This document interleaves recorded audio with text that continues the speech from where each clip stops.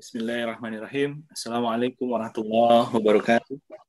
Waalaikumsalam warahmatullahi wabarakatuh. Innal hamdalillah nahmaduhu wa nasta'inuhu wa nastaghfiruh. A'udzubillahi min shururi anfusina wa min sayyiati a'malina. May yahdihillahu fala mudilla lahu wa may yudlilhu fala hadiya lahu. Asyhadu an la ilaha illallah wa asyhadu anna Muhammadan abduhu wa rasuluhu alladzi la nabiyya ba'dahu. Allahumma shalli ala sayyidina Muhammad wa ala alihi wa sahbihi ajma'in. Rabbi israh li sadri wa yassir li amri uqdatan min lisani qawli rabbi zidni ilman warzuqni fahman. Alhamdulillah, puji serta syukur kehadirat Allah Subhanahu wa taala, Rabb manusia alam semesta dan kehidupan, yang telah memberikan kita nikmat iman, Islam, dan nikmat sehat pada kondisi yang Allah masih berikan ujian kepada kita. Semoga Allah Subhanahu wa taala bisa memberikan nikmat sehat, terutama pada Pak Kiai Pit, Abdullah Haider dan juga keluarga. Sehingga kita akan senantiasa nanti bersyukur dan juga terus bisa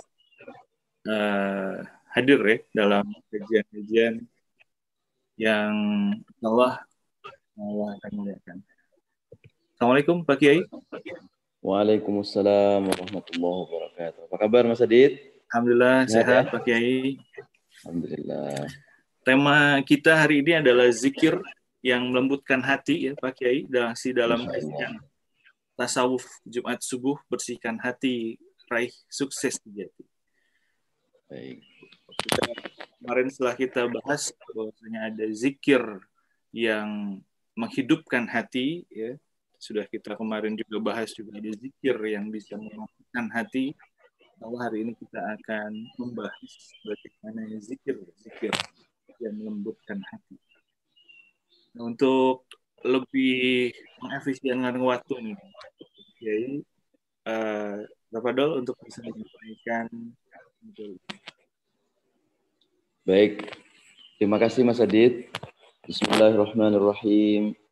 Assalamualaikum warahmatullahi wabarakatuh. Alhamdulillahirabbil alamin wa bihi nasta'in ala umurid dunya waddin.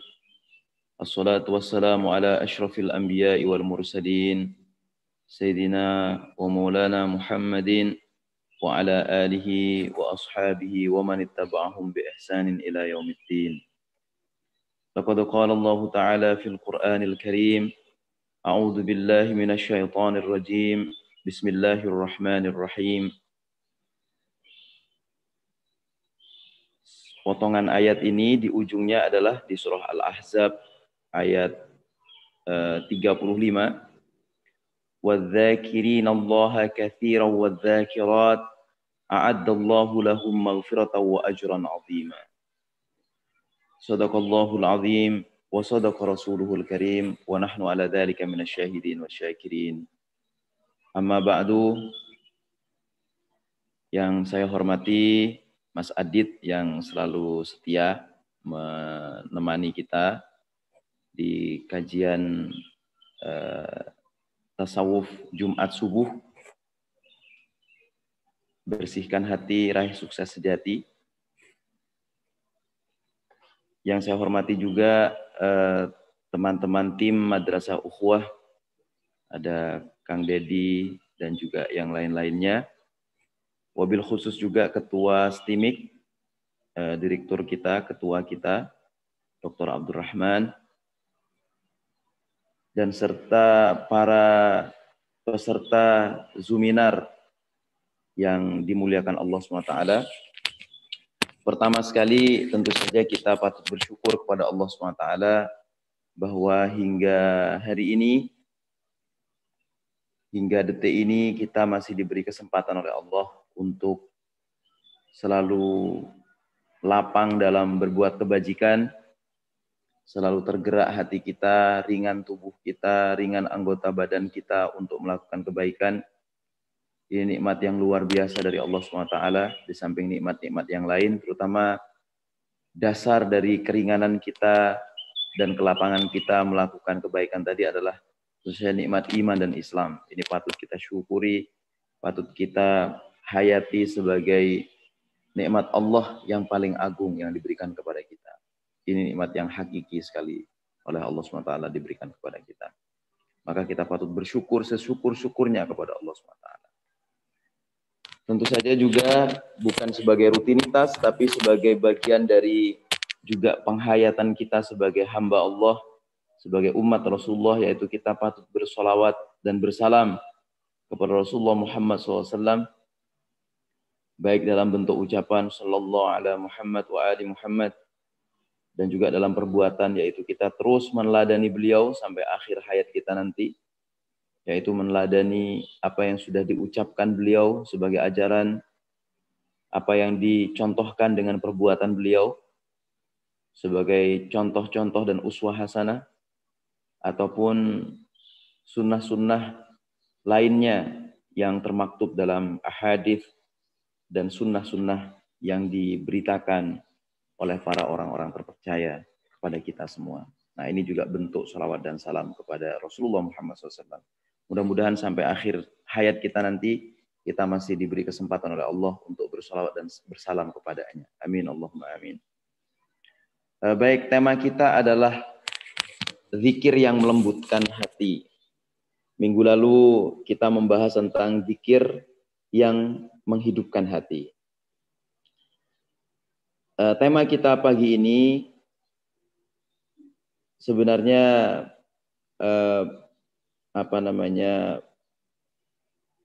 secara taken for granted itu dapat kita simpulkan sebenarnya bahwa zikir itu mesti melembutkan hati. Tapi saya sering mendapatkan pertanyaan dari beberapa orang, kenapa saya ini sudah berzikir, bahkan sudah banyak berzikirnya, tapi kok saya masih pemarah ya gitu. Kenapa saya ini masih kok suka galau? Saya sudah zikir panjang sekali, bahkan banyak sekali macam-macam zikirnya. Kenapa saya ini kok masih suka emosian? Kenapa saya ini kok masih suka mencela? Kenapa saya kok masih suka melakukan hal-hal yang kira-kira itu sebagai pelampiasan emosi saya? Nah, pertanyaan itu saya kemudian jawab dengan ilustrasi. Dengan ilustrasi. Kalau kita sakit, sakit fisik ya, misalnya sakit panas yang disebabkan oleh virus atau disebabkan oleh apapun, misalnya radang tenggorokan karena virus juga itu, dan lain semacamnya, itu masing-masing orang punya dosis itu, dosis obatnya. Ada yang sekian dosisnya, ada yang sekian dosisnya, masing-masing berbeda. Mungkin sesuai dengan berat badan juga. Nah, sama kayak penyakit hati. Penyakit hati itu obatnya ada dosisnya. Kalau dosisnya kurang, ya nggak berdampak gitu. Kalau dosisnya berlebih, malah nggak bagus juga. Bisa teler dia gitu. Nah, karena itu sebenarnya tentang zikir ini, bagaimana dia berdampak kepada hati kita, itu tergantung dosisnya. Nah, tapi perintah Al-Quran adalah kita itu memang harus banyak itu zikirnya itu. Zikirnya harus banyak. Seperti tadi di surah Al-Ahzab itu ya. وَالذَّاكِرِينَ اللَّهَ كَثِيرًا وَالذَّاكِرَاتِ أَعَدَّ اللَّهُ لَهُم مَغْفِرَةً وَأَجْرًا عَظِيمًا. Bahwa orang-orang yang berzikir, orang-orang yang mengingat Allah, katsira, sebanyak mungkin, wadzakirati, dan juga orang yang berzikir, yang perempuan, a'addallahu lahum maghfiratan wa ajran 'azima. Allah menyediakan untuk mereka maghfirah, ampunan, wa ajran 'azima, dan pahala yang besar sekali. Ini perintah Al-Quran banyak gitu. Nah, tapi mungkin tadi perlu kita mengidentifikasi kenapa kita itu masih marah ketika kita sudah banyak berzikir. Kenapa kita itu masih suka galau ketika banyak berzikir sudah. Dan kenapa kita masih berada dalam hati yang panas dan suka melampiaskan nafsu amarah ketika kita sudah banyak berzikir. Nah, baiklah kita bahas sebenarnya zikir yang seperti apa yang bisa melembutkan hati. Dan zikir yang tidak sesuai dengan dosis atau zikir-zikir yang mana yang membuat hati kita itu kemudian tetap menjadi panas ketika kita sudah berzikir banyak. Ini ada zikir yang netral sifatnya. Ada zikir yang netral.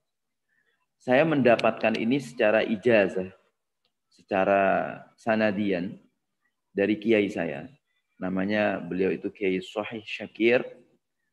Beliau ini kiai di sebuah pondok di Jember, Jawa Timur. Beliau ini muridnya Kiai Ali Wafa. Kiai Ali Wafa ini muridnya Kiai Holil Bangkalan. Nah, itu mereka secara sanadian kemudian menerima sanad zikir. Nah, tapi sanad zikir khusus yang juga beliau terima itu adalah dari Kiai Hamid Pasuruan. Dari Habib Mukhdar bin Ahmad Al-Mukhdar Bondowoso. Kemudian juga beliau terima secara bersamaan dari Kiai Ahmad Mukhtar Tempurjo Jember. Nah, baik. Jadi zikir yang seperti apa yang netral itu? Kalau dalam dunia perobatan mungkin zikir yang netral itu mungkin vitamin begitu kali ya. Kita berikan vitamin. Jadi setiap orang itu bisa meneguknya, setiap orang itu bisa meminumnya. Apa zikir netral? Jadi sebelum beliau itu mendapatkan ijazah, terutama dari Ki Hamid Pasuruan, Mbah Hamid Pasuruan. Beliau ini zikirnya itu hanya Al-Quran. Hanya Al-Quran dan istighfar. Hanya Al-Quran dan istighfar. Nah, kebetulan beliau ini memang ahlul Quran. Bahkan beliau ini nanti, seperti saya ceritakan nantinya, adalah untuk urusan Al-Quran, beliau pengikut tarekat Utsmaniyah. Apa itu tarekat Utsmaniyah nanti saya jelaskan. Jadi beliau ini zikirnya adalah zikir Al-Quran saja dan istighfar. Nah, kenapa beliau ini berzikir ini? Nah, ini kata beliau ini zikir netral. Jadi semua orang yang membaca Al-Quran, tentu dengan syarat-syarat tertentu, dan juga membaca istighfar, dan juga dengan syarat-syarat tertentu, itu akan berdampak bagus kepada dirinya. Karena Al-Quran itu syifa, Al-Quran itu obat. Lima fis sudur. Obat apa? Obat penyakit yang di dalam dada, di dalam hati kita. Nah, karena itu kemudian beliau hanya berzikir Al-Quran. Dan istighfar itu kita disarankan untuk berzikir minimal 70 kali dalam sehari. Rasulullah SAW sebagai panutan kita, yang beliau sudah dijamin maksum oleh Allah SWT, itu tetap berzikir istighfar 70 kali minimal sehari. Nah, karena dengan landasan itulah beliau kemudian berzikir itu. Nah, suatu kali kemudian beliau ini bermimpi berjumpa dengan Ki Hamid Pasuruan. Dan di dalam mimpinya itu beliau, Ki Hamid Pasuruan, berpesan kepada Ki Muhammad Shahih Syakir ini. Apa pesannya? Kamu itu cahayanya baru satu. Kurang satu cahaya lagi. Kurang satu cahaya lagi. Nah, kemudian tapi tidak jelas isyarat apa yang kurang dari cahaya itu dan harus melakukan apa. Nah, karena itu kemudian Kiai Shahih Syakir ini sowan ke Ki Hamid Pasuruan. Sowan ke Ki Hamid Pasuruan, dan setelah sowan beliau ini menyampaikanlah maksud dan tujuannya, tapi Ki Hamid sudah tahu katanya. Kata beliau, Ki Hamid sudah tahu karena Ki Hamid senyum-senyum. Sudah katanya. Cahayamu yang satu nanti sebentar lagi saya kasih tahu. Padahal beliau belum cerita kepada Ki Hamid Pasuruan apa yang dimaksudkan beliau sowan ke Ki Hamid itu. Nah, sudah para tamu sudah pergi, beliau tinggal sedikit dan lalu beliau dipanggil ke dalam. Dan ke dalam, lalu beliau disampaikan satu isyarat tentang nur yang kedua, cahaya yang kedua itu katanya harus membaca sholawat. Dan lalu beliau mendapatkan ijazah Dalailul Khairat, yaitu kitab tentang sholawat. Nah, ini Al-Quran, istighfar, dan sholawat, membaca sholawat minimal sallallahu ala Muhammad, atau kalau hatinya Dalailul Khairat, Allahumma salli ala Sayyidina Muhammad wa Adam wa Nuh wa Ibrahim wa Musa wa Isa wa ma bainahum minan nabiyyin wa mursalin shalawatullah salamu alaihim ajma'in. Itu zikir netral. Nah, jadi kalau zikir netral ini diperbanyak membacanya, maka kemungkinan besar akan membuat lembutnya hati. Nah, ini di kitab Al-Adhkar. Tadi ayat yang saya baca, وَالذَّاكِرِينَ كَثِيرًا وَالذَّاكِرَاتِ أَعَدَّ اللَّهُ لَهُم مَغْفِرَةً وَأَجْرًا عَظِيمًا. Apa yang dimaksud orang-orang yang berzikir? Apa yang dibaca dalam zikirnya? Nah, yang dibaca dalam zikirnya yaitu sama tadi, Al-Quran dan sholawat. Nah, tapi yang dimaksud dzakirin Allah katsiran wa dzakirat itu adalah orang yang melakukan sholat. Jadi zikirnya itu zikir sholat. Sholat, diperbanyak sholat. Terutama di sini seperti pendapatnya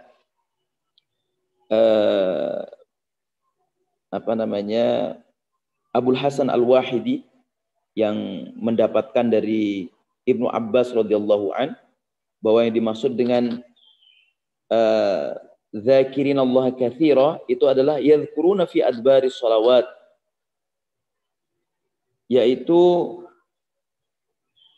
berzikir kepada Allah, mengingat Allah di dalam sholat. Nah, wudu wa asyiya, baik dalam waktu pagi ataupun waktu sore sampai malam. Wa fil madaji', di atas tempat tidur dia juga sholat. Wa kullama staiqadha min naumihi, dan juga ketika bangun dari tidurnya. Nah, tapi sholawat yang dimaksud ini juga dalam bentuk sholat yang seperti biasa kita lakukan, dan juga ada yang menafsirkan ini sholawat, yaitu membaca sholawat kepada Rasulullah Muhammad SAW. Nah, ada lagi pendapat dari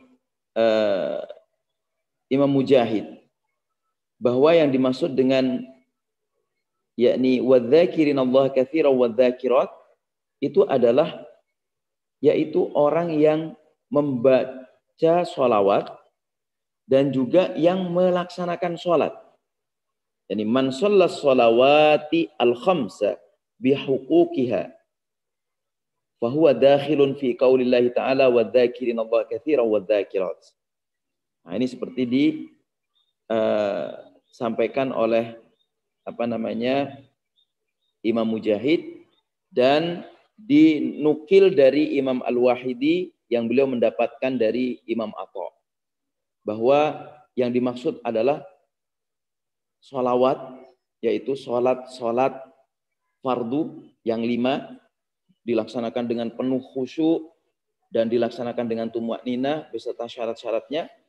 Nah, itu termasuk di situ. Dan terutama adalah yaitu orang yang sholat. Nah, ini seperti disampaikan juga oleh Abi Sa'id Al-Khudri, yaitu idza aiqadar rajulu ahlahu minal lail fa shallaya aw shalla rak'atain jami'an kutiba fi dzakirin Allah katsiran wa dzakirat.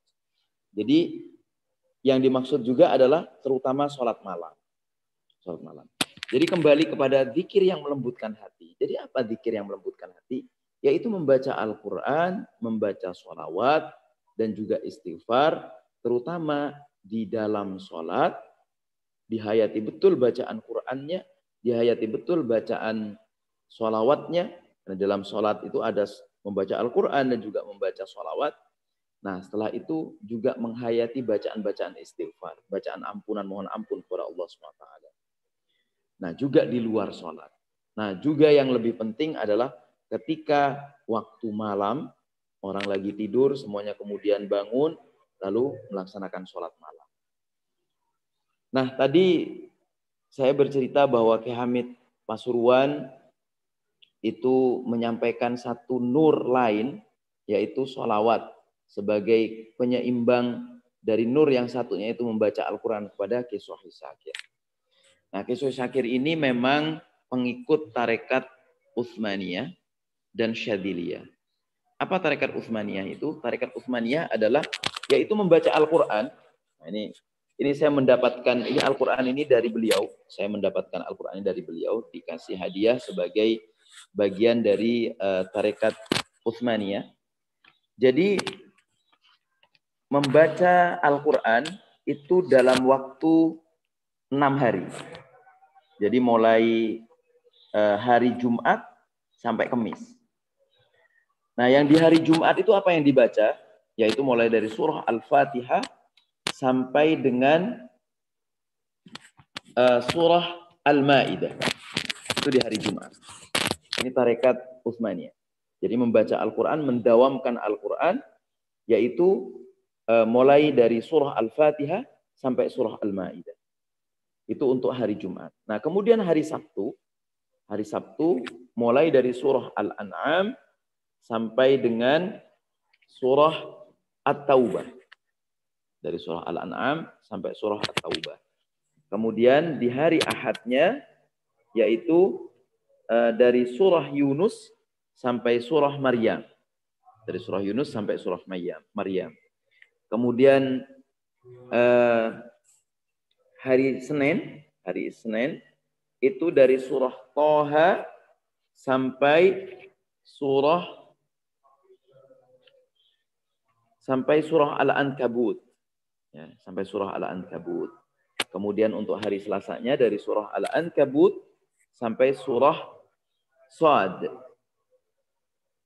Sampai surah Shad. Kemudian untuk hari Rabunya surah Az-Zumar sampai dengan surah Ar-Rahman. Itu untuk hari Rebunya. Nah, kemudian hari Kamis, hari terakhir, yaitu dari surah Al-Waqi'ah, sampai surah An-Nas. Itulah tarekat Utsmaniyah. Jadi membaca Al-Quran, mendawamkan Al-Quran sebagai zikir yang dibaca setiap hari, baik di dalam sholat ataupun di luar sholat. Nah, apa bedanya di dalam sholat sama di luar sholat? Ya, yang di dalam sholat itu adalah membaca yang di dalam sholat. Setelah surah Al-Fatihah kita baca, kemudian kita lanjutkan dengan membaca surah-surah yang lain. Nah, kemudian kalau tarekat Syadziliyah dan beserta tarekat-tarekat yang lain, misalnya kayak Naqsabandi, kemudian Qadiriyah, ataupun sebenarnya tidak perlu dengan tarekat pun, asalkan ada gurunya, supaya ada mursyidnya, ada penunjuknya, itu adalah membaca sholawat, dan sholawat itu yang diisyaratkan kepada Kiai Sohi Syakir adalah sholawat Dalailul Khairat. Sholawat Dalailul Khairat ini juga per hari dibacanya. Per hari dibacanya, ada petunjuk, ada hari Ahad, kemudian ada hari Senin, ada hari Selasa, Rabu, Kamis, Jumat, Sabtu. Nah, itu sholawat-sholawatnya hanya bacaan sholawat biasa yang isinya itu berbagai macam sholawat. Berbagai macam sholawat. Nah, karena itu dia menjadi isyarat nur. Pertanyaannya adalah kenapa disebut isyarat nur? Al-Quran itu memang nur. Dan sholawat juga nur. Nah, karena nur, maka Al-Quran dan sholawat itu pasti membuat hati bercahaya juga. Hati tidak berada dalam kegelapan. Nah, kita ini sebagai manusia itu punya dua jauhar. Kata Syekh Fakhruddin Ar-Razi itu kita punya dua jauhar. Jauhar apa? Yakni al-jauhar an-nurani dan al-jauhar al-zulmani. Nah, jauhar an-nurani itu terjadi karena kita banyak membaca Al-Quran dan banyak membaca sholawat. Apa yang dimaksud jauhar nurani? Jauhar nurani itu adalah satu kelapangan hati tidak sempitnya dada kita, kemudian pikiran kita menjadi terang, hati kita tidak galau karena ada cahaya itu, dan lalu yang muncul pada diri kita adalah, kalau Syekh Fakhruddin Ar-Razi menyebutkan 3 alam di dalam diri kita, yaitu alam ad-daw, alam yang dipenuhi sinar di dalam diri kita. Kemudian alam an-nur, alam cahaya yang ada dalam diri kita. Dan juga alam asyaraf, alam kemuliaan dalam diri kita. Coba perhatikan orang yang suka berzikir. Zikirnya tentu saja dengan keilmuan. Zikirnya dilandasi oleh keilmuan dan keikhlasan. Maka di wajahnya ada sinar. Di wajahnya ada nur. Dan di wajahnya ada asyaraf. Coba perhatikan para ulama-ulama yang ahlu zikir. Ulama-ulama yang suka membaca Al-Quran. Ulama-ulama yang suka membaca sholawat.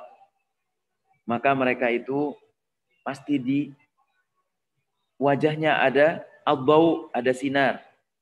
Kemudian ada apa lagi? Ada an-nur, ada cahaya. Dan ada asyaraf, ada kemuliaan. Kita seperti melihat wajah ulama itu menjadi teduh hati kita. Bahkan melihat saja sudah teduh. Ada hadis fima ma'nahu, bahwa ketika kita melihat ulama, nadhran ilal ulama itu berpahala. Kenapa? Karena membuat hati kita menjadi sejuk, menjadi teduh. Nah, jadi Al-Quran itu menjadi nur pada kita, dan sholawat juga menjadi nur. Jadi al-jauhar an-nurani terjadi karena kita betul-betul muti', betul-betul taat kepada Allah.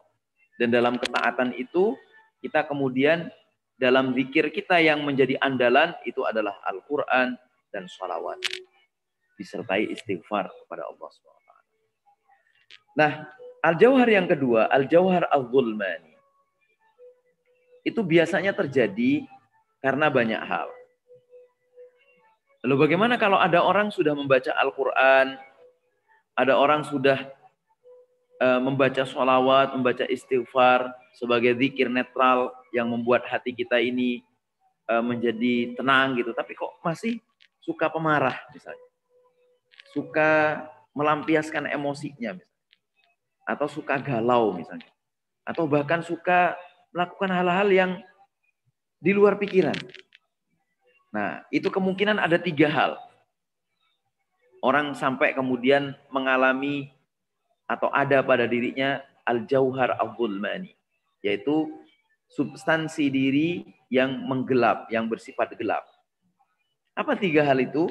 Yang pertama adalah dia itu tentu saja tidak ikhlas melaksanakannya. Mungkin karena riya, mungkin karena ingin dipuji orang, bahkan merasa terbaik dibandingkan yang lainnya karena dia sudah melakukan itu gitu. Dia merasa ibadah-ibadahnya itu menjadi membuatnya hebat gitu. Nah, jadi yang pertama itu penyebabnya. Jadi ada penyakit hati tetap di dalam dirinya.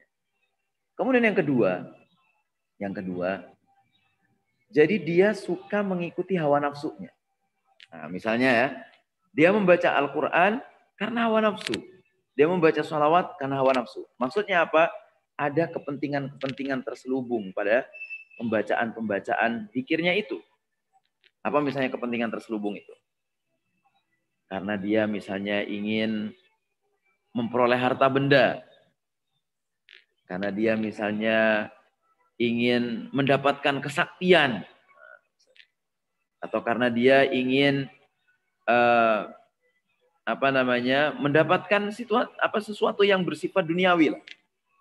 Nah, itu membuat dirinya apa? Membuat dirinya mengalami al-jauhar al-zulmani. Nah, yang ketiga adalah karena dia mengikuti sesuatu yang tanpa ilmu. Itu sesuatu tanpa ilmu. Maka dia akan juga mengalami al-jauhar al-zulmani. Nah, oleh karena itu al-jauhar al-zulmani berdampak kepada 3 hal juga. Apa itu? Yaitu an-nafs. Alamun nafsi. Jadi orang meskipun dia sudah beribadah, sudah berzikir kepada Allah, karena dia tadi memiliki 3 hal yang dalam melaksanakan zikirnya itu dengan 3 hal tadi, yaitu karena ria, bukan karena Allah. Kemudian dia disertai kepentingan-kepentingan duniawi, dan dia juga mengikuti hawa nafsu setan. Nah, makanya kemudian pada dirinya ada apa? Ada al-zulmani, ada kegelapan. Kegelapan hawa nafsu. Kegelapan hawa nafsu, dan kemudian kegelapan karena dia melakukan sesuatu tanpa pertimbangan. Orang kalau sudah emosi tanpa pertimbangan. Dan yang terakhir itu, yang ketiga adalah orang ini mengalami al-jauhar al-zulmani karena memang dia itu suka mengikuti nafsu setan. Suka mengikuti nafsu setan. Nah, para hadirin, para peserta Zuminar yang berbahagia, karena itu zikir itu harus pertama sesuai dosisnya, yang kedua zikirnya yang diperbanyak adalah zikir netral, termasuk zikir di dalam sholat dan setelah sholat, itu yang penting. Dan juga zikir yang didawamkan. Zikir yang didawamkan tadi penjelasannya, yaitu zikir yang di waktu pagi, di waktu petang, dalam keadaan berdiri, dalam keadaan duduk, dalam keadaan tidur, maksudnya berbaring. Kalau tidur itu gimana? Orang tidak sadar untuk berzikir. Tapi biasanya katanya para waliullah itu bahkan ketika tidur, tidurnya pun berzikir. Gitu. Nah seperti itu. Jadi zikirnya itu sesuai dosis, kemudian mendawamkan zikirnya, dan dengan menggunakan zikir-zikir netral. Nah, insya Allah kalau itu didawamkan terus dengan niat ikhlas lillahi ta'ala, maka dia akan melembutkan hati kita. Tapi ada juga, ini hal lain lagi, ada zikir-zikir lain yang melembutkan hati. Apa itu? Yaitu zikir Asma'ul Husna, terutama Ar-Rahman, Ar-Rahim, Al-Fattah, Al-Alim, atau pakai iya, Ya Rahman, Ya Rahim, Ya Fattah, Ya Alim, Ya Latif, Ya Khabir. Kenapa kok cuman itu yang dizikirkan? Karena memang dengan menzikirkan itu harapannya adalah kita seperti diharapkan memiliki sifat-sifat yang dimiliki Allah SWT. Meskipun bukan tajassum dan bukan tasyabbuh, tapi seperti Ibnu Arabi pernah katakan, Asmaul Husna itu bisa dipahami di samping dari hakikatnya, tahakkuknya, juga takhalluknya, yaitu bagaimana kita meniru dengan akhlak-akhlak yang kita amalkan didasarkan kepada sifat-sifat Allah. Maka sifat Allah Ar-Rahman, Ar-Rahim, Maha Pengasih, Maha Penyayang, kita berusaha dengan takhalluk seperti itu. Berakhlak seperti itu. Allah kemudian Fattah, Ya Alim, hati kita itu terbuka. Fattah, Ya Alim, karena pengetahuan. Jadi orang yang punya pengetahuan yang terbuka itu terbangun kesadarannya. Supaya apa? Supaya dia kemudian menjadi betul-betul sadar. Nah lalu Ya Latif, Ya Khabir. Latif itu Allah Maha Latif. Allah Maha Latif, yakni Allah itu lembut sekali, Maha lembut. Khabir dan Maha teliti. Nah, kita itu kadang-kadang tidak lembut itu karena memang hati kita keras, kasar.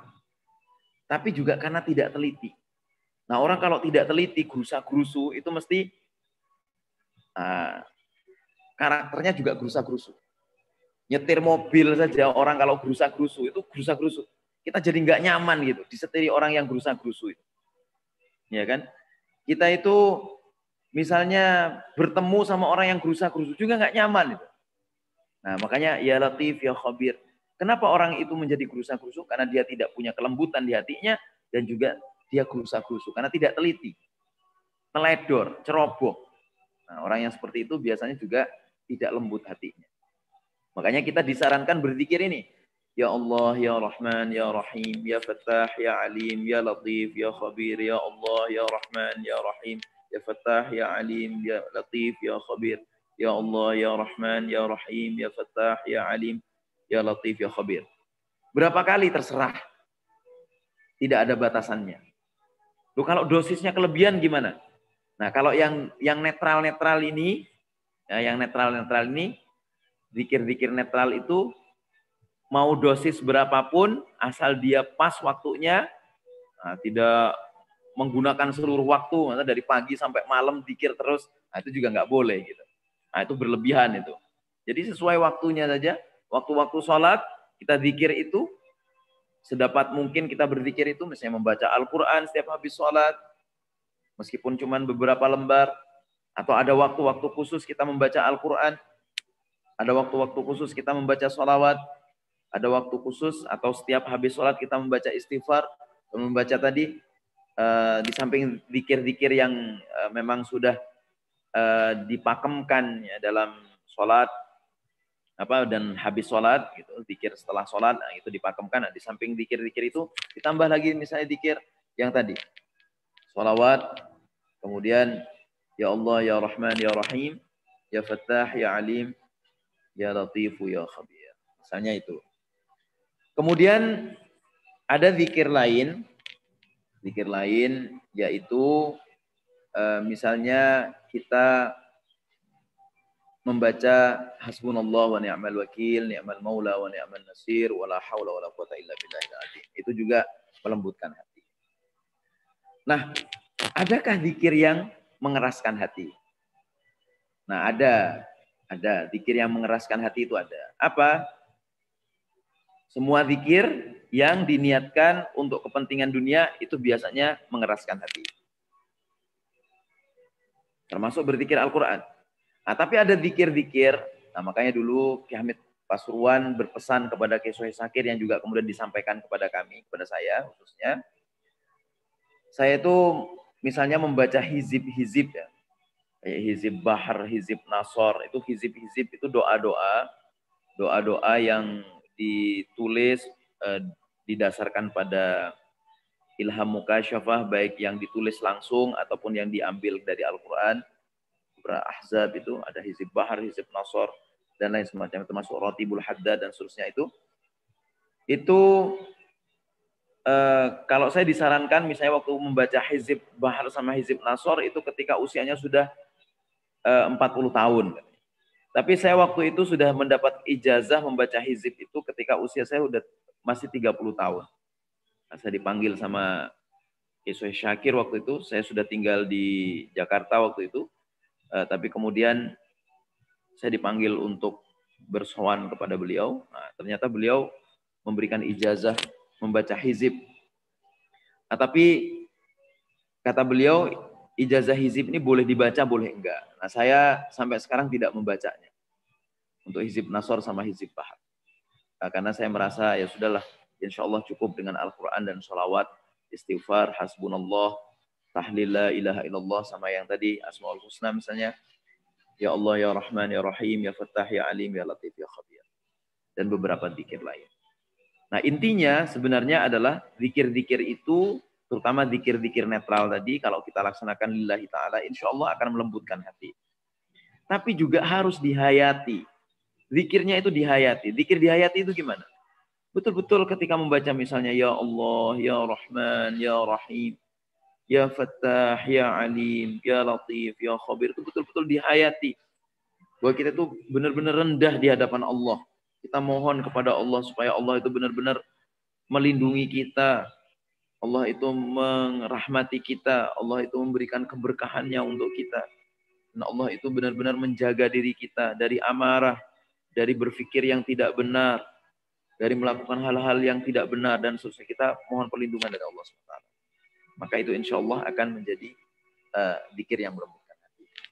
Nah, paling terakhir, supaya bisa dilanjutkan dalam tanya jawab, yaitu ada yang menarik yang disampaikan oleh Ibnu Arabi di kitab Al-Futuhat Al-Makkiyah, terutama di bab tentang wa ufawwidhu amri. Jadi beliau itu membahas wa ufawwidhu amri ilallah. Wa ufawwidhu amri ilallah. Jadi salah satu ciri orang yang dia sudah lembut hatinya itu adalah apa? dia itu selalu menyerahkan urusannya kepada Allah. Karena apa? Dia percaya betul bahwa Allah itu bersifat al-mu'min. Allah itu kan al-mu'min. Al-mu'min itu Allah maha mempercayai. Jadi kalau dia itu sudah berzikir kepada Allah, dia meminta, memohon kepada Allah, mempercayakan segala sesuatunya kepada Allah, maka dia kemudian apa? Sudah dipasrahkan semuanya kepada Allah. Dan kenapa dia memasrahkan kepada Allah? Karena dua hal. Satu, Allah itu al-mu'min. Allah itu maha mempercayai. Allah maha mempercayai gimana? Allah maha mempercayai itu Allah memberikan rasa aman kepada kita. Dan juga Allah itu bersifat al-mu'min. Kenapa? Karena Allah itu selalu tidak pernah menyalahi janjinya. Innallaha la yukhliful mi'ad. Jadi asalkan kita on the track, kita berzikir Masya Allah dengan lillahi ta'ala, dan tidak ada kepentingan duniawi di hati kita, tidak ada sedikit pun kepentingan yang sifatnya duniawi di hati kita, kita pokoknya melaksanakan ini lillahi ta'ala. Meskipun perbuatannya bersifat duniawi. Misalnya bekerja, dalam proses bekerja itu kita juga apa istilahnya disertai berzikir, menjaga sholat kita, menjaga zikir kita. Nah, meskipun duniawi, kita mencari ma'isyah misalnya. Nah, itu kan seperti duniawi. Tapi kita laksanakan lillahi ta'ala. Ya Allah, Engkau ini memerintahkan kami untuk mencari nafkah untuk keluarga kami. Mohon perlindungan-Mu ya Allah. Mohon Kau buka pintu rizki kami ya Allah.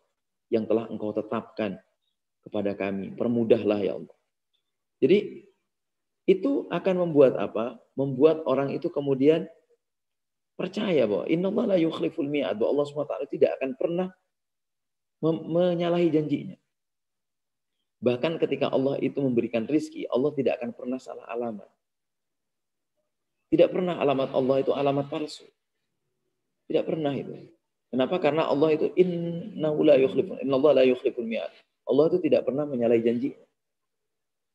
Ada orang misalnya bersedekah, dan Allah dengan sedekahnya orang itu kemudian melipat gandakan rizki orang itu. Nah, ketika dilipat gandakan rizki orang itu, maka kemudian tidak mungkin meskipun di sebuah RT ada orang namanya sama, Ahmad sama Ahmad misalnya. Meskipun namanya sama, padahal Ahmad saja itu namanya, dua-duanya sama-sama Ahmad. Allah tidak akan pernah menyalahi janji. Dan Allah akan tetap mengganti sedekah itu dengan pelipat gandaan harta benda yang lebih banyak. Karena orang itu ikhlas lillahi ta'ala dalam mensedekahkan. Jadi orang cirinya, ciri orang yang sudah lembut hatinya sebagai dampak zikir, dia pertama pasrah kepada Allah. Dia menyerahkan seluruh urusannya kepada Allah SWT. Tidak pernah dia misalnya membuat skenario ini, skenario itu. Meskipun planning itu tetap penting ya. Tapi setelah planning, dia berusaha betul semaksimal mungkin. Disertai doa-doa yang Masya Allah. Luar biasa doanya. Tapi kemudian dia serahkan, dia pasrahkan semuanya kepada Allah SWT. Kemudian yang kedua, ciri orang yang lembut hatinya sebagai dampak zikir adalah dia itu la khaufun alaihim wa lahum yahzanun. Saya itu punya teman. Teman ini dia kalau menerima berita gembira itu biasa aja dia. Ya tidak terlalu berlebihan gitu. Dia cuma paling senyum gitu. Senyum. Kalau menerima berita kesedihan dia juga tidak menangis, biasa aja gitu. Hatta suatu kali ibundanya meninggal. Ibundanya meninggal. Nah, dia tidak menangis, biasa aja gitu. Sampai orang kemudian gemes sama ini, kok nggak ada sedih-sedihnya gitu. Nggak ada sedih-sedihnya karena memang dia itu sudah pada level kepasrahan yang luar biasa kepada Allah SWT. Gitu. Kalau ditanya apakah hatinya sedih ditinggal orang tua, ya sedih, tapi dia tidak menampakkan kesedihan itu dengan kesedihan yang berlebihan. Gitu. Jadi dia itu landai hatinya. Nah, kemudian ciri yang lain adalah mereka ini wal kadhiminal ghaidh. Jadi orang yang sudah lembut hatinya wal kadhiminal ghaidh. Yaitu orang itu suka bisa menahan amarah. Jadi kalau marah itu mungkin dia diam. Kalau marah dia diam, berusaha menahan, tidak dilampiaskan. Nah, sebagai tindak lanjutnya biasanya orang yang mampu menahan amarah ini wal'afina 'anin nas. Dia kemudian suka memberi maaf kepada manusia yang lain. Jadi dia wal kadhiminal ghaidh, suka menahan amarah, wal'afina 'anin nas, dan juga suka memberi maaf kepada manusia lain. Nah, kemudian ada ciri lain dari orang yang sudah lembut hatinya sebagai dampak zikir, yaitu orang ini selalu berada dalam ketaatan kepada Allah, dan kemudian dalam ketaatannya itu dia biasa-biasa saja. Maksudnya dia tidak merasa lebih hebat, lebih baik dibandingkan yang lainnya. Gitu. Jadi hatinya itu bukan karena amaliyahnya. Dia tidak merasa bukan karena amaliyahnya dia kemudian menjadi baik. Tapi karena apa? Karena rahmat Allah dia menjadi baik. Dan karena rahmat Allah lah itulah dia kemudian menjadi taat kepada Allah. Jadi dia cara berpikirnya begitu. Nah, ini penting sekali nih, cara berpikir seperti ini. Kenapa? Karena ada orang yang merasa bahwa dengan amaliyah yang banyak itu kemudian dia merasa lebih baik dibanding orang lain, tuh malah gak bagus itu. Jadi gimana cara berpikir yang bagus? Dengan amaliyahnya itu dia melakukannya terjadi karena rahmat dan ma'unah Allah. Karena kasih sayang dan pertolongan Allah. Tanpa itu dia tidak akan mampu melakukannya. Nah, sehingga kemudian dia merasa bahwa istiqomahnya itu karena rahmat dan ma'unah Allah. Nah, sehingga dia terus berusaha untuk istiqomah melakukan itu, dan dia kemudian menggantungkan dirinya kepada Allah SWT. Gitu, karena tanpa pertolongan Allah, tanpa rahmat Allah, dia pasti tidak akan mampu melakukan itu. Begitu. Nah, para hadirin yang dimuliakan Allah, sebagai poin terakhir dari apa yang ingin saya sampaikan, bahwa zikir yang melembutkan hati ini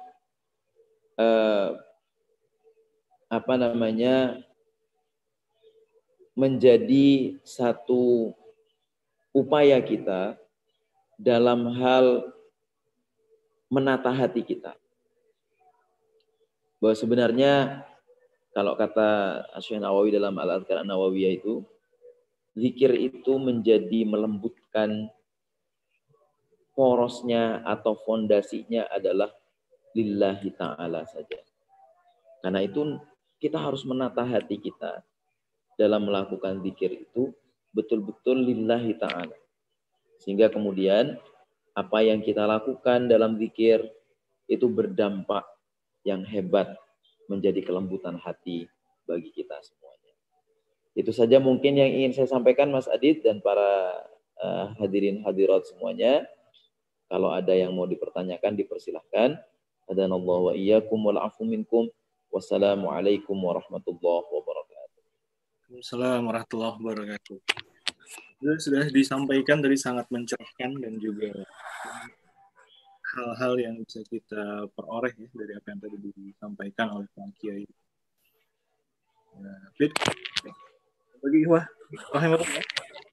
Bagi sahabat-sahabat Madrasah Ukhuwah, silakan jika ada pertanyaan dapat menyampaikan pada kolom chat ataupun bisa raise hand ya.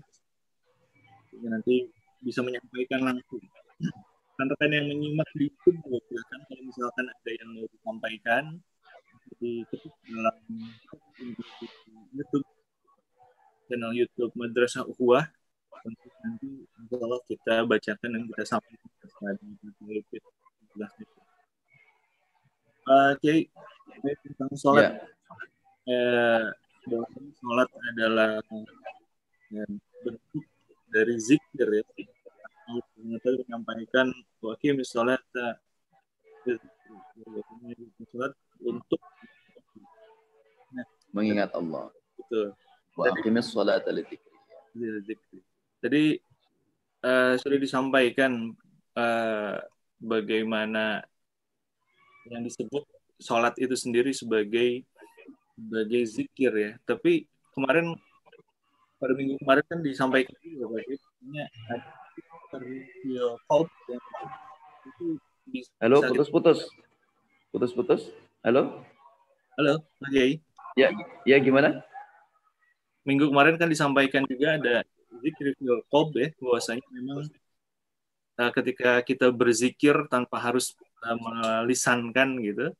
Apakah di dalam sholat ini juga perlu kita melakukan zikir fil qalb itu sendiri, Pak Kiai? Ataukah cukup kita mengikuti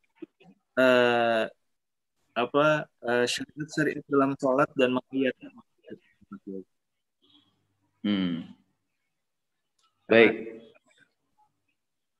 Ya, kalau dalam syariat atau tuntunan sholat ya, kita berzikirnya itu memang harus dengan talafut, ya, dengan dilafatkan. Karena dikhawatirkan kalau tidak dilafatkan itu nanti pikiran kita kemana-mana itu. Ya kan, kita sholat Allahu Akbar, kemudian membaca doa iftitah kita di dalam hati, membaca Fatihah dalam hati, nanti khawatirnya malah pikiran kita yang kemana-mana. Nah, memang dalam tuntunan syariat itu seperti itu. Jadi kita dalam sholat kita perlu melafalkan. Nah, tapi begini, kita ini dalam berzikir itu kan tidak hanya lisan yang berzikir, ya kan? Yang berzikir tidak hanya lisan, pikiran kita juga harus berzikir, hati kita juga harus berzikir. Maka zikir qalb itu puncaknya justru. Nah, zikir qalb itu puncaknya. Jadi misalnya dalam sholat, kita memang dianjurkan, disunnahkan, bahkan tuntunannya adalah kita diminta untuk melafalkan dengan lisan kita. Allahu Akbar. Misalnya kabira walhamdulillahi katsira wa subhanallahi bukratan wa asilan, seterusnya sampai doa iftitah itu. Allah, atau mungkin ada yang membaca Allahumma ba'id baini. Nah, itu dilafalkan. Kemudian Fatihahnya juga dilafalkan. Meskipun itu di dalam sholat yang sir. Bismillahirrahmanirrahim. Tapi waktu membaca Bismillahirrahmanirrahim sampai waladhdallin itu tidak hanya di lisan, bukan? Tidak hanya di lisan. Pikiran kita juga mencerna Bismillahirrahmanirrahim. Secara makna kita mencerna. Dengan nama Allah yang Maha Pengasih, Maha Penyayang. Apalagi kita kemudian sampai mengerti tafsirnya. Tafsir dari Bismillahirrahmanirrahim itu apa? Bagaimana huruf ba di situ posisinya? Bagaimana ismullah itu posisinya yang sebelumnya diikuti ba, huruf ba dan seterusnya. Bagaimana lafal Allah di situ? Bagaimana asma Allah yang lain Ar-Rahman, Ar-Rahim posisinya di situ. Nah, secara makna kita mencerna dengan pikiran kita. Tapi hati kita kemudian menerimanya. Kan ada orang mencerna secara akal, tapi kemudian hatinya menolak. Itu ada itu. Nah, karena itu memang zikir itu syariatnya adalah talafut di dalam sholat, tapi pikiran kita juga harus berzikir. Pikiran kita berzikir, hati kita berzikir. Dan puncak zikirnya adalah ketika hati kita betul-betul menerima. Karena keimanan itu hati yang menerima. Tasdiqun bil qalbi. Hati yang menerima. Pembenaran itu hati yang, keyakinan itu hati yang menerima.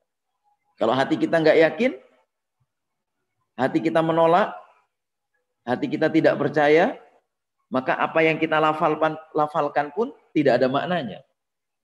Sama seperti kita berjanji hanya di lisan, kemudian hati kita tidak berjanji juga gitu. Hati kita malah menyalahi janji itu dan seterusnya. Jadi yang dimaksudkan di minggu lalu bahwa zikir di qalb itu adalah bahwa memang Zikir itu puncaknya ada di hati. Mengingat Allah itu puncaknya ada di hati. Dampaknya pun di hati. Meskipun nanti setelah hati ada dampak zikirnya mengingat Allah, juga berdampak kepada pikiran kita, berdampak pada anggota tubuh kita. Makanya tadi di Al-Jauhar itu substansi. Substansi kita itu di mana sebenarnya? Di hati. Al-Jauhar, An-Nurani, substansi yang bercahaya itu hati sebenarnya. Kemudian keluarnya apa? Keluarnya adalah ad-daw, cahaya. Cahaya memancar dari wajah kita. Cahaya memancar dari tubuh kita. Bukan tubuh kita bercahaya, bukan. Tapi apa? Yaitu amaliyah-amaliyah kita kemudian sesuai dengan cahaya zikir itu. Wajah kita bercahaya. Tubuh kita bercahaya. Pikiran kita juga bercahaya. Maka yang keluar dari pikiran kita adalah pikiran-pikiran yang bernas. Pikiran-pikiran yang mencerahkan orang. Pikiran-pikiran yang kira-kira membuat orang itu menjadi taat kepada Allah. Nah, dan seterusnya. Nah, kemudian asyaraf, ada kemuliaan. Kenapa perbuatan-perbuatan kita mulia, akhlak kita mulia, yang muncul dari dampak zikir yang dari jauhar substansi diri kita itu. Begitu mungkin Mas Adit. Terima kasih. Baik, oke. Ini ada pertanyaan dari Pak Kiai Alimin Mukhtar. Alhamdulillah beliau sejak Masya Allah. menyimak ya sejak awal. Assalamualaikum Pak Kiai Alimin. Beliau menanyakan di sini mohon kiat-kiatnya katanya Pak. Bagaimana agar dalam pikir beragam kesibukan dan agenda. Baik.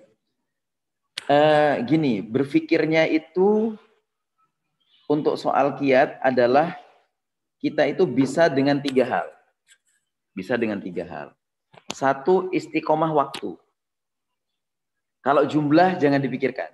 Jumlah zikirnya nggak perlu dipikirkan. Kita istiqomah waktu. Misalnya, waktu-waktu tertentu yang dalam segala keadaan meskipun kita sibuk, kita bisa berzikir. Contoh misalnya, ada habis subuh, misalnya kita berusaha berzikir. Habis duhur kita berusaha berzikir. Habis asar kita berusaha, habis maghrib, habis isya dan seterusnya. Misalnya habis sholat itu, kita berusaha berzikir. Berzikirlah dengan penghayatan betul, meskipun cuma sedikit. Misalnya kita berzikir mampunya 11 atau 12 kali.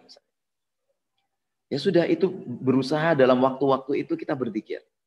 Dan insya Allah tidak akan lebih dari 5 menit. Tidak akan lebih dari 5 menit. Atau maksimal 10 menit lah. Dan insya Allah tetap akan apa? Akan pas waktunya. Pengalaman saya nih, ini pengalaman. Karena memang saya kadang-kadang seperti Maulana Rumi katakan, apa yang kita sampaikan sebagai suluk kita adalah itulah yang kita amalkan. Jadi apa suluknya? Yaitu pengalaman saya, kita sediakan waktu.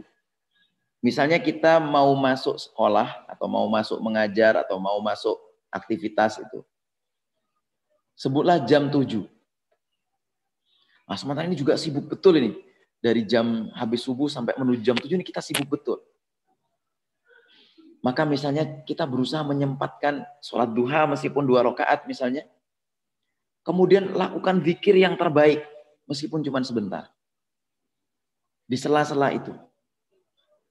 Sholat duha 2 rakaat itu kira-kira berapa menit sih? Nggak bakalan nyampe sampai 10 menit itu dengan zikirnya. Misalnya kita membaca Al-Quran 1 lembar, kemudian membaca sholawat beberapa kali, lalu membaca istighfar. Sudah itu misalnya. Insya Allah tetap sempat itu. Nah, jadi cara berpikir pertama adalah kiatnya kita fokus pada waktu. Yang kedua, tidak fokus pada waktu, tapi fokus kepada aktivitasnya. Jadi dalam sehari itu kita mengupayakan ada waktu zikir. Ketika kita punya sempat. Jadi kita tidak menentukan apakah subuh, apakah malam, nggak menentukan. Jadi ketika kita sempat, misalnya lagi istirahat, kita padat misalnya, padat, hari itu padat. Tapi kita tahu bahwa ada waktu istirahat. Nah waktu istirahat itu kita manfaatkan, misalnya istirahatnya setengah jam, kita manfaatkan 5-10 menit untuk melakukan zikir kepada Allah. Zikir yang lafdian ya, yang misalnya menjadi ini, membaca Quran, membaca sholawat, membaca istighfar, membaca tahlil, membaca tadi Asmaul Husna tadi misalnya. Nah, kita sempatkan betul di waktu-waktu kosong kita. Sehingga di tengah kesibukan itu ketika ada waktu kosong, kita tetap mampu berzikir. Kita tetap diberi kesempatan oleh Allah berzikir. Jadi sebenarnya kesempatan jeda itu adalah ini kesempatan yang diberikan Allah kepada kita, rahmat yang diberikan Allah kepada, maunah yang juga diberikan Allah kepada kita untuk berzikir. Nah, kemudian yang ketiga kiatnya adalah kita itu jadi menyediakan waktu khusus sama tempat khusus. Dan itu ada latihannya. Di kitab Al-Fathur Rabbani, karya Syekh Abdul Qadir Al-Jilani, di sana ada hadis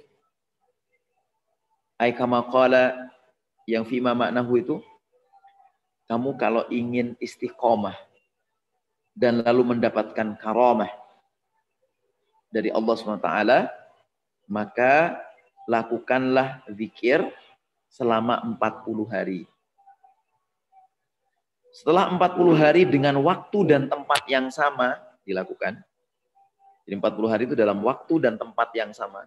Jadi misalnya di kamar kita ada tempat khusus untuk zikir. Waktunya juga sama, kita pilih waktu yang betul-betul sudah tidak ada gangguan. Tapi ingat bahwa dalam proses 40 hari itu, gangguannya malah lebih besar tuh. Meskipun kita sudah memilih waktu yang kira-kira tengah malam atau apa gitu. Itu kadang-kadang gangguannya juga macam-macam. Jadi 40 hari ini benar-benar kita jadikan patokan. Maka insya Allah setelah 40 hari, istiqomah itu akan melekat kepada diri kita. Karena salah satu karomahnya adalah kemudian istiqomah itu. Dan maka Syekh Abdul Qadir Al-Jilani kemudian memiliki satu makalah yang luar biasa itu. Al-istiqamatu khairum min alfi karamatin. Bahwa istiqomah itu lebih baik bahkan dibandingkan 1000 karomah. Karomah macam-macam, mungkin ada orang mampu mengobati orang, mungkin ada orang apa mampu begini, tapi istiqomah itu sendiri itu luar biasa. Jadi istiqomah itu akan membuat orang kemudian menjadi dia memiliki satu keistimewaan yang luar biasa. Jadi 3 kiat itu. Nah, di pondok kakek saya, mbah saya di Jember itu, ini pondok kakek saya itu pondok tasawuf. Namanya Nahdlatul Arifin, pondok pesantren Nahdlatul Arifin di Jember, di Kemuning Sari Lor, Panti, Jember, Jawa Timur. Itu pondok tasawuf dan pondok nahwu. Nah, jadi pondok ilmu alat sama pondok tasawuf. Di pondok ini ada kegiatan yang juga bisa diikuti oleh santri 40 hari. Ada santri 40 hari.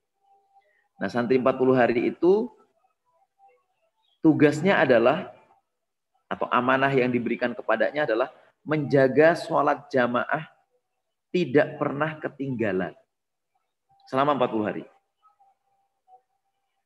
Menjaga sholat jamaah mulai subuh sampai isya tidak boleh ketinggalan. Maka kalau ketinggalan, misalnya sudah hari ke-39, ketinggalan 1 jamaah saja sholat, itu diulang dari depan lagi. Diulang. Jadi ini tantangannya 40 hari. Dan ukurannya adalah sholat jamaah. Nah, saya pernah bertanya kepada Pak D saya itu. Nah, yang ngasuh sekarang Pak D saya. Itu bagaimana kita mengukur bahwa kita tidak terlambat dan dapat tetap sholat jamaah. Jadi kalau kita misalnya sholat jamaah masbuk, itu sudah tidak dihitung. Jadi meskipun sholat jamaah, masbuk itu tidak dihitung sudah. Jadi kita harus tetap mengulang menjadi hari pertama lagi. Terus ukuran masbuknya gimana saya bilang gitu. Jadi ukuran masbuk itu adalah kalau yang jahar itu adalah surah Fatihah. Jadi kalau kita masih mendapatkan surah Al-Fatihah dalam sholatnya, misalnya kita agak terlambat sedikit, tapi masih menangi surat Al-Fatihah.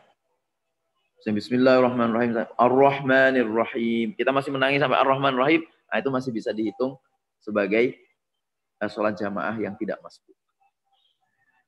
Nah, alhamdulillah itu banyak itu dari santri-santri, orang-orang yang memang ingin mondok 40 hari di situ.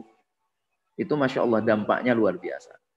Dampaknya. Jadi memang tadi seperti Imam Mujahid katakan, kemudian Ibnu Abbas juga katakan tadi, bahwa zikir itu juga sholat.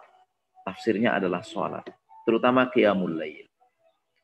Nah, jadi di samping sholat jamaah juga menjaga qiyamul lail itu yang 40 hari itu. Menjaga qiyamul lail dan mengikuti pengajian sorogan yang dilaksanakan oleh kiai, itu harus diikuti selama 40 hari itu. Itu Mas Kiai Alimin. Terima kasih atas pertanyaannya. Ya, sudah Pak Kiai. Tadi disinggung terkait tentang sanad ya Pak Kiai ya. Dalam sendiri penting apakah sanad Pak Kiai? Apakah ada fadilah? Halo, putus-putus. Ya, Pak Kiai. Ya, gimana? Ya, gimana Mas Adit? Terkait tentang sanad Pak Kiai dalam zikir. Iya. Seberapa pentingkah sanad tersebut dan apakah ada fadilah-fadilah khusus terkait tentang sanad tersebut? Baik. Jadi kita dalam zikir itu memang perlu mursyid ya. Mursyid itulah yang nanti akan mengajarkan ijazah atau pemberian izin membaca zikir-zikir itu. Hatta Al-Quran, kita kan punya sanad Al-Quran itu. Meskipun kita tidak tahu, tapi kan kita belajar. Makanya belajar Al-Quran tidak bisa pakai YouTube, tidak bisa pakai CD gitu. Harus langsung talaki kepada guru. Gitu. Karena kita sendiri harus dikoreksi itu. Ini saya juga punya majelis tahsin ya. Tiap hari Selasa pagi. Ini kita membaca Al-Fatihah dengan qiraah hafaz. Itu bacaan Fatihahnya meskipun kadang-kadang sudah dianggap benar, setelah kita dengarkan itu ada beberapa yang salah. Misalnya membaca bismillah, ada me-nya, bisa seperti kol-kolah. Padahal nggak boleh. Jadi harus bismillah. Jadi sinnya pun harus gitu. Nggak bismillah. Jadi bismillah. Nggak. Tapi harus bismillah. Jadi harus benar-benar ini gitu. Benar-benar paten. Nah, makanya kita butuh sanad. Butuh sanad. Butuh ijazah. Apalagi kemudian kita membaca zikir yang dawam. Yang terus-menerus. Maka butuh mursyid. Nah, makanya di awal tadi saya katakan zikir itu seperti obat. Kalau kita salah zikir, misalnya gini, ada orang pingin melembutkan hati, tapi membaca sholawat nariyah. Sholawat nariyah ini menurut keterangan-keterangan para mursyid, sifatnya panas. Jadi sebaiknya kalau kita itu sedang tensi tinggi, itu sholawat yang dibaca jangan sholawat nariyah. Atau jangan ayat kursi. Ya, ayat kursi ini juga sifatnya panas katanya. Kata mursyid-mursyid itu. Dan memang saya punya bunyai dulu. Istrinya Kiai Ahmad Mukhtar. Beliau ini pengamal ayat kursi. Masya Allah itu, wibawanya Masya Allah. Tidak ada orang yang berani membantah itu. Jadi kalau beliau seperti marah itu langsung nembus ke hati itu marahnya itu. meskipun misalnya kemarahannya itu biasa gitu. Nah, tapi beliau ini pengamal sholawat, pengamal Al-Quran yang luar biasa, dan khususnya untuk zikirnya itu beliau ayat kursi itu. Jadi andalannya itu Al-Quran, sholawat, dan ayat kursi. Nah, sehingga Masya Allah itu ini gitu. Nah, tapi tidak semua orang dengan zikir ayat kursi itu mampu mendapatkan fadilahnya. Nah, sehingga kita butuh guru itu. Butuh guru bahwa oh ini kamu cocoknya ini, kamu cocoknya ini. Nah, tapi kalau kita sudah mendapatkan talaki, belajar talaki Al-Qur'an. Nah, belajar talaki Al-Qur'an, bacaan kita sudah tahsin gitu. Atau kalaupun tidak tahsin ya sudah lumayan lah gitu. Lalu kita mendawamkan membaca Al-Qur'an. Nah, kita kan sudah secara otomatis mendapatkan sanad dari talaki guru kita itu. Nah, bacalah sebanyak mungkin, kalau Al-Quran itu tidak masalah sebenarnya. Sholawat pun, sholawat yang netral, sallallahu ala Muhammad, sallallahu ala Muhammad, dibaca berapapun tuh bagus-bagus saja. Tapi kalau yang zikir-zikir lain itu perlu guru. Nah, tapi sejatinya kayak tadi Al-Quran, sholawat itu kalau tanpa guru apa bisa kita gitu. Meskipun sekarang ini memang dari YouTube pun sudah banyak gitu ya. Dari YouTube sudah banyak gitu, keterangan-keterangan ini, keterangan itu gitu. Nah, makanya kita ini tetap perlu guru. Kan ada satu cerita itu, salah seorang kiai yang ahli fikih, ahli ilmu-ilmu, Masya Allah, ilmu-ilmu zahir. Nah, beliau ini menurut kisahnya masih membutuhkan petunjuk hatinya.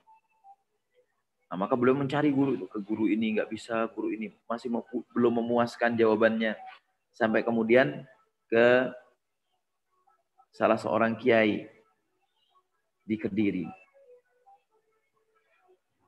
dan kemudian mendapatkan irsyadah, mendapatkan petunjuk dan jawaban dari pertanyaan-pertanyaannya itu. Nah, makanya kemudian gini, kalau mencari guru itu karena tidak semua orang dan tidak semua guru itu dalam memberikan ininya, meskipun gurunya itu Masya Allah luar biasa, dalam proses zikirnya itu perlu kecocokan tuning, kecocokan channel gitu. Nah, sehingga channeling kemudian hati dengan hati. Nah, channeling hati dengan hati itu penting. Nah, karena itu sanad itu menjadi penting, dan fadilahnya adalah supaya kita tidak tersesat dalam mengamalkan zikir itu, sehingga dampaknya harapannya adalah memperbaiki hati, memperbaiki pikiran, memperbaiki amaliyah kita, justru kemudian menjadi menjadi enggak bagus justru. Nah, maka zikir perlu ada sanadnya, zikir perlu ada ijazah, ada talakinya, ada mursyidnya. Begitu kira-kira Mas Adil. Baik, terima kasih atas penjelasannya. Silakan jika ada pertanyaan, masih ada waktu, masih tunggu. Kita berdiskusi dengan tentang zikir yang memberikan terkait tentang sendiri Pak Kiai ya.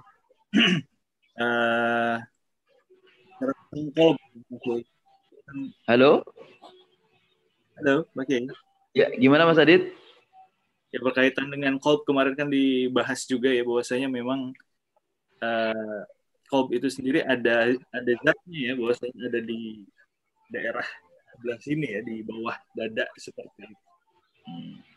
Berkaitan dengan menghidupkan hati dan mengeraskan hati, memang berkaitan dengan zatnya juga Pak Kiai. Iya, jadi hati itu kalau menurut Syekh Al-Hakim ya, dalam kitabnya itu yang menjelaskan tentang hati itu ada 4 lapis.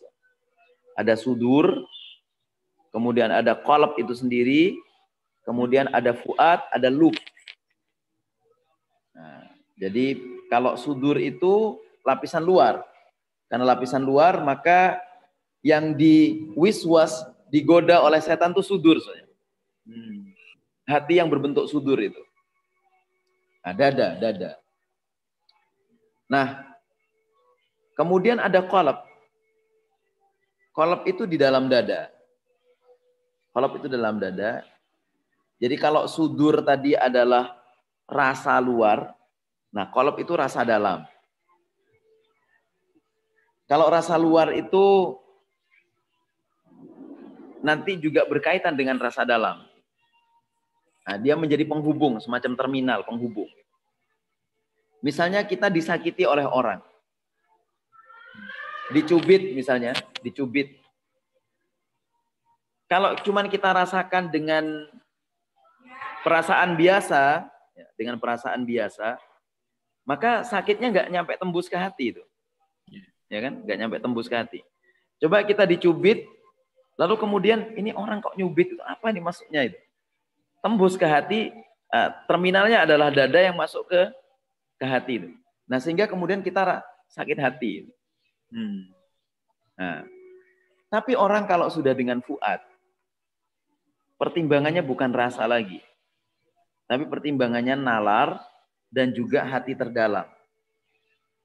Dia selalu mencari apa? Mencari hikmah. Mencari hikmah. Nah, maka orang yang sudah zikirnya itu landai dengan dampak pada hati yang landai, zikirnya pada dampak hati yang landai, itu pengaruhnya ke sudur sudah biasa, rasa luar, rasa dalam sudah biasa, sampai kemudian masuk ke fuad sama masuk ke lub. Dan yang muncul kemudian adalah nurul huda, cahaya petunjuk, yang dalam prosesnya adalah yang menjadi pertimbangan itu selalu nalar dan hikmah. Maka orang dengan zikir-zikir tadi, nalar sama perasaannya itu selalu berorientasi kepada pertimbangan rasional dan pertimbangan hikmah. Sehingga dia tidak gampang menjudgment orang. Tidak gampang reaktif. Tidak gerusa-gerusu dia. Dia betul-betul cek. Jadi misalnya ada masalah, maka masalahnya itu kemudian dicek, lalu ditunda, lalu diinterpretasikan berdasarkan nalar dan juga hikmah yang ada padanya. Jadi enggak langsung ada ini, wah ini begini nih, ada begini, ini begini nih, mesti gitu. Jadi gerusa-gerusu dia. Nah, hati dalam bingkai sudur, qalb, fuad dan lub, ketika itu yang menjadi menjadi petunjuknya, menjadi fondasinya, maka orang akan menjadi lembut hatinya. Insyaallah gitu. Maka para wali-wali Allah itu karena sudah dikasih tahu sih masalahnya. Para wali Allah itu. Ada kejadian begini dikasih tahu sama Allah melalui malaikatnya. Ini begini. Jadi seorang wali itu mereka sudah biasa gitu. Tidak reaktif. Sudah biasa dia. Karena apa? Karena sudah ngerti gitu. Tapi ada orang ngerti tapi kemudian tetap reaktif, itu ada. Makanya ilmunya, pengetahuannya, informasi yang masuk kepadanya tidak membuat justru landai hati. Tapi mungkin karena zikirnya kurang tadi, atau zikirnya tidak masuk ke dalam hatinya. Begitu Mas Adit. Ya, alhamdulillah. Jazakallah khair atas penjelasannya Pak Kiai.